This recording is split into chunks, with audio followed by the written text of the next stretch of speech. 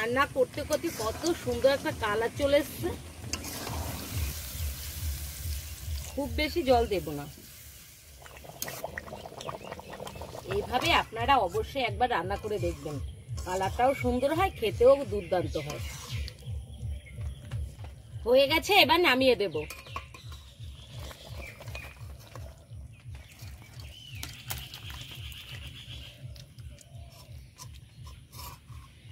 নমস্কার বন্ধুরা, স্বাগত জানাই জবা রান্নাঘর উইথ ভিলেজ ফুডে। বন্ধুরা, আজকে সহজ পদ্ধতিতে চিকেন কারি বানিয়ে দেখাবো। ভিডিওটি সম্পূর্ণ দেখবেন, ভালো লাগলে লাইক কমেন্ট শেয়ার করে দেবেন। ফলো এবং সাবস্ক্রাইব করতে ভুলবেন না কিন্তু।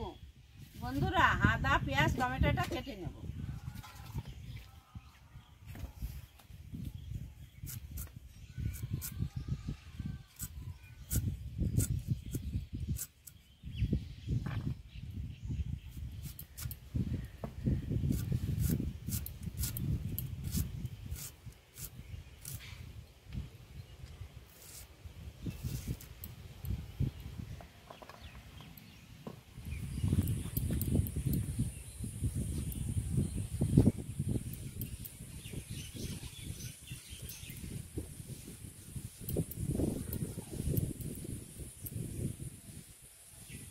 মশলাগুলো বেটে নেব। প্রথমে বেটে নেব রসুন।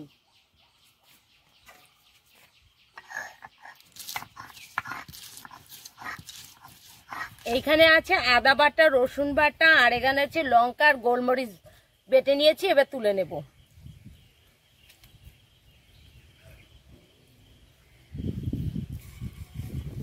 উনুন ধরিয়ে কড়াইটা বসিয়ে দিয়েছি। কড়াইটা গরমও হয়ে গেছে। এখন দিয়ে দেব সরষের তেল। তেল একবারেই তেলটা দিয়ে দেব। তেলটা গরম হয়ে গেছে। এবার আলুগুলো ভেজে নেব। আলু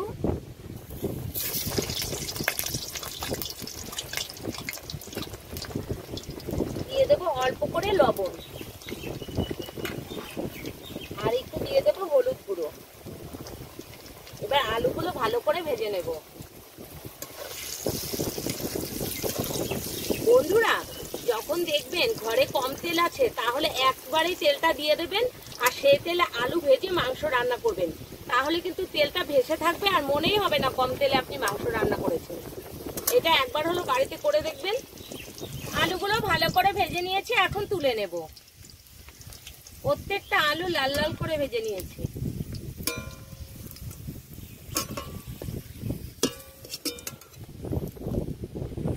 দিয়ে দেব গোটা শুকনো লঙ্কা, তেজপাতা, দিয়ে দেব গোটা জিরে,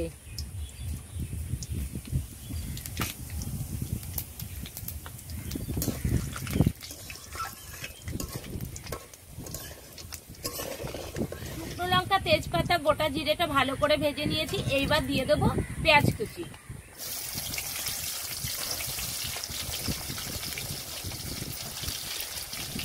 পেঁয়াজটা এবার ভালো করে ভেজে নেব।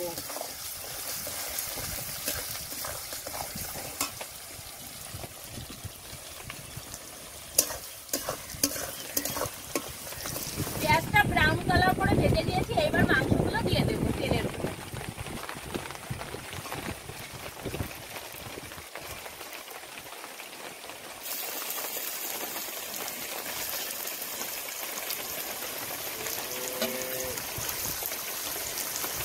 এবার মাংসগুলো কিছুক্ষণ ভেজে নেব।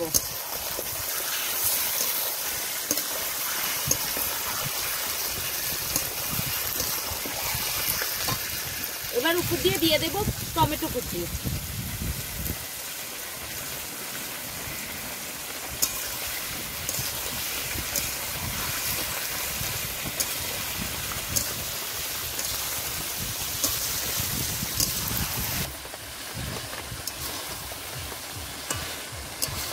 মাংসটা ভালো করে ভেজে নিয়েছি। এবার কিছু মশলা দিয়ে দেব। দিয়ে দেব স্বাদ মতো লবণ,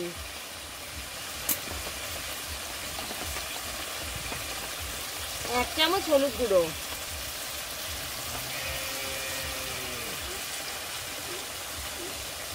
আদা বাটা, রসুন বাটা, শুকনো লঙ্কা আর গোলমরিচ বাটা,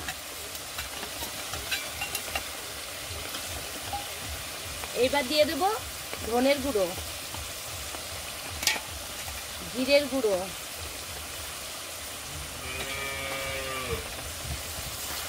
এবার ভালো করে কষে নেব।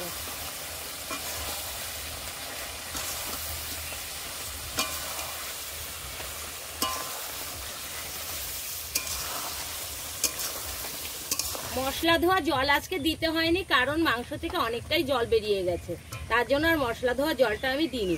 আর দেখুন রান্না করতে করতে কত সুন্দর একটা কালার চলে এসছে, দারুণ কালারটা এসছে।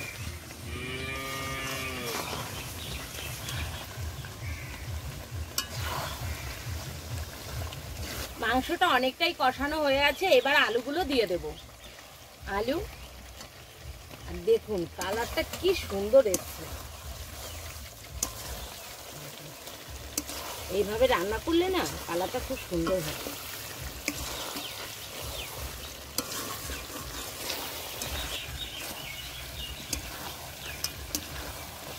মাংসটা ভালো করে কষে নিয়েছি, এবার জলও দিয়ে দেব।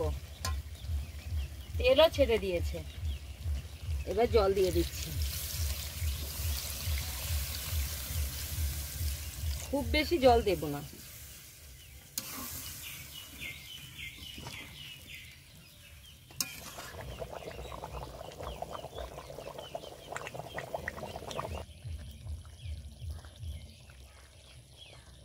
এবার দিয়ে দেব গুঁড়ো গরম মশলা,